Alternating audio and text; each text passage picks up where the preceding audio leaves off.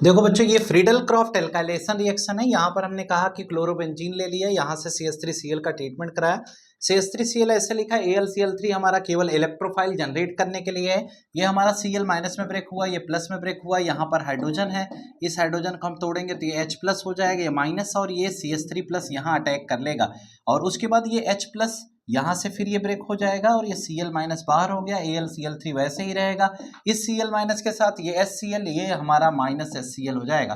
Overall हम ये देख पा रहे हैं यही सेम सिचुएशन आर्थो पर होगी और यही सेम सिचुएशन पैरा पर होगी। तो यहाँ से CH3 यहाँ पर अटैच हो गया और यही दूसरी केस में अगर हम देखेंगे तो ये क्या बन जाएगा, ये Cl हो गया और CH3 हमारा यहाँ पर अटैच हो गया। ये हमारा मेजर पार्ट होगा, ये पैरा प्रोडक्ट बन गया। इस प्रकार से फ्रीडल क्राफ्ट एल्काइलेशन कराते हैं। सेम टू सेम इसी में आगे की तरफ बढ़ेंगे तो डी के बाद ई नंबर पे हमारे पास फ्रीडल क्राफ्ट एसाइलेशन आएगा, फ्रीडल क्राफ्ट एसाइलेशन रिएक्शन आएगा। अगर हम एसाइलेशन की बात करेंगे तो इसमें कुछ और भी कॉन्सेप्ट आएंगे। क्या, ये देखिए यहाँ पर हमने रिंग कंसीडर किया, बात नहीं करिएगा, ध्यान से सुनिए। ये Cl है, इस पर हम अटैक कराएंगे किसका, CH3COCl का, ठीक है। इस पे CH3COCl का अटैक कराएंगे। जरा आप बोर्ड पर देखिए, इसको तोड़ोगे तो ऐसे टूटेगा बेटा, ये Cl हो गया। इसको ब्रेक करोगे तो ये प्लस में आएगा, ये माइनस में आएगा। एरो पर AlCl3 लोगे, ये माइनस वाला टर्म इसके साथ चला जाएगा, ये क्या बना लेगा, AlCl4 माइनस, फिर यहाँ से ब्रेक हो जाएगा, ये Cl माइनस बना देगा और ये AlCl3 बना देगा। ये वाला प्लस आपका आर्थो और पैरा दो पार्ट है, ये प्लस में टूटेगा या माइनस में टूटेगा, ये प्लस यहाँ पर अटैक करेगा, ये H प्लस HCl बनाकर बाहर चला जाएगा। इस पूरे रिएक्शन के दरमियान हम ये देख पा रहे हैं कि यहाँ पर जो प्रोडक्ट बनेगा वो Cl हो गया, यहाँ पर क्या जा करके जुड़ेगा, COCH3। और यही सेम पार्ट अगर हम दूसरे में कंसीडर करेंगे तो दूसरे वाले में क्या होगा, ये Cl हो गया, यहाँ पर क्या जुड़ेगा, COCH3 जुड़ जाएगा, ठीक है। इस प्रकार से हम दोनों रिएक्शन को अंजाम देंगे। इस प्रकार से हमारा फ्रीडल क्राफ्ट एसाइलेशन का प्रोडक्ट बनेगा। इससे और आगे की तरफ चलते हैं तो हमारे पास इसका तीसरा रिएक्शन है जिसमें हम रिएक्शन विथ मेटल पढ़ते हैं। अगर हम रिएक्शन विथ मेटल की बात करते हैं तो कहा यह गया कि किसी मेटल के साथ अगर हम रिएक्शन करा दें तो क्या होगा। जरा देखिएगा, रिएक्शन विथ मेटल में सबसे पहला बात है कि अगर आप इसमें जो रिएक्शन पढ़ते हैं इसमें एक रिएक्शन है आपका फिटिग रिएक्शन। क्या रिएक्शन है, फिटिग रिएक्शन। तो हम सबसे पहले फिटिग रिएक्शन पढ़ते हैं। अगर हम आपको फिटिग रिएक्शन पढ़ाएं तो जरा गौर से सुनिएगा। इसमें क्या है, कहा यह गया कि आपके पास ये 2ARX है, ये है, इसके साथ आप 2 मोल सोडियम का ट्रीटमेंट कराएंगे। ये 2 मोल इसको ले, किसकी प्रेजेंस में, ड्राई ईथर की प्रेजेंस में। जब यह रिएक्शन कराएंगे तो आपको मिलेगा क्या, ये जो एल्किल एरिल है, ये बेंजीन दोनों आपस में कनेक्ट हो जाएगा, जैसे R से कनेक्ट होता था, और साथ में ये 2NaX हो जाएगा, ठीक है।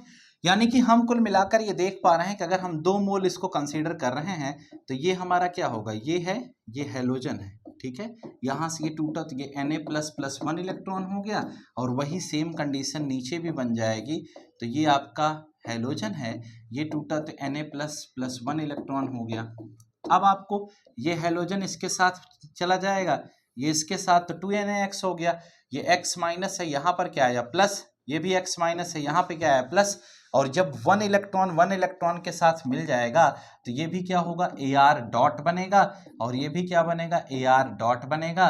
ये दोनों आपस में कनेक्ट हो जाएगा, इसलिए ये डाईफेनाइल फॉर्म होता है, और ये डाईफेनाइल फॉर्म होता है इसमें, और इसे हम फिटिग रिएक्शन कहते हैं। और ये एग्जाम में कई दफा पूछा जा चुका है। सेम टू सेम इसी तरह से एक और हमारे पास इसी में है, उसका नाम है उर्ज फिटिग रिएक्शन। क्या नाम है, उर्ज फिटिग रिएक्शन। अगर हम उर्ज फिटिग रिएक्शन की बात करते हैं तो उसमें क्या पढ़ते हैं, उर्ज रिएक्शन में हम एल्किल हैलाइड लेते थे और इसमें हम क्या लेते हैं, एरिल हैलाइड लेते हैं। 2 मोल सोडियम लेना है और किसकी प्रेजेंस में लेना है, ड्राई ईथर की प्रेजेंस में।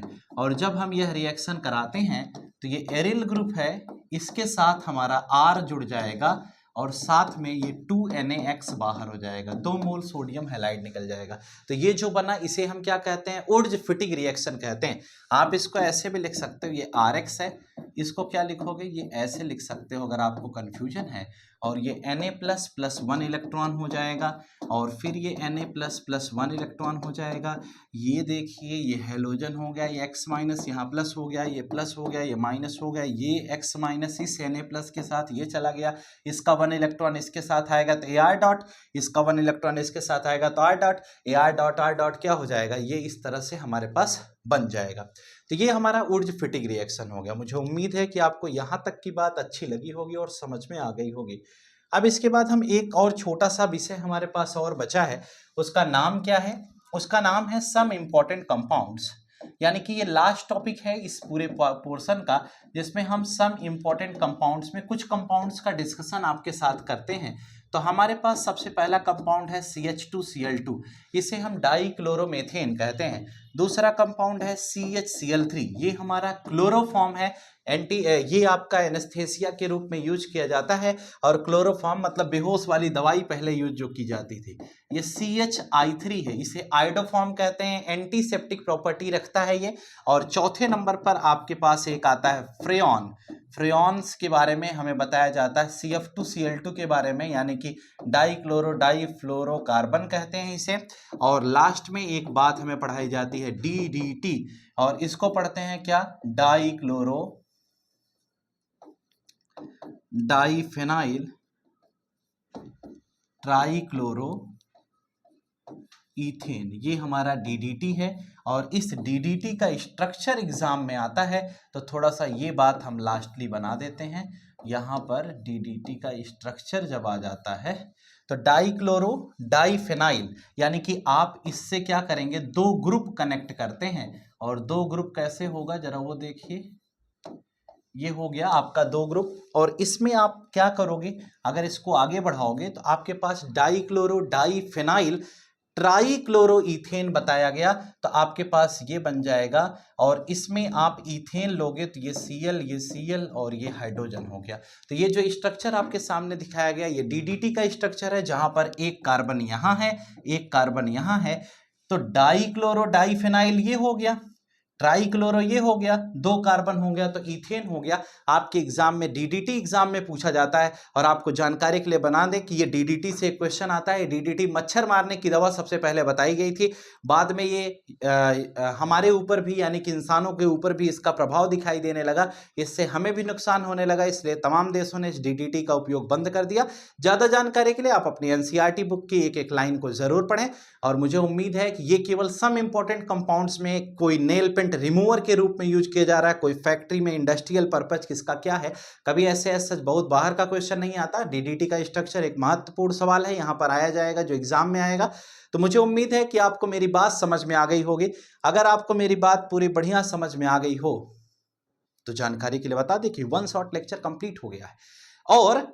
और इस पूरे कॉन्सेप्ट में हमने बड़े डिटेल में बड़े अच्छे तरीके से ढेर सारी बातें आपके साथ शेयर की है। और मुझे उम्मीद है कि ये बढ़िया समझ में आया होगा। अगर बढ़िया समझ में आया है तो लाइक शेयर सब्सक्राइब करना ना भूलें। अपने सभी फ्रेंड्स तक हमारी ये वीडियो जरूर पहुंचाएं, जिससे कि हर कोई शिक्षित हो सके और हेलो एल्केन के बारे में जान सके। मुझे उम्मीद है कि आप अच्छा करेंगे और नए लेक्चर के साथ हम फिर मिलेंगे। और कमेंट करके यस या नो के साथ जरूर आप रिस्पॉन्स करिएगा कि आपको अच्छा लगा या नहीं। आज के लिए फिलहाल इतना ही। नया लेक्चर आने वाले 1 से 2 दिनों के अंदर में अपडेट हो जाएगा, और उस चैप्टर का नाम होगा अल्कोहल, फिनॉल एंड ईथर। तो please subscribe it. Thank you and have a nice day.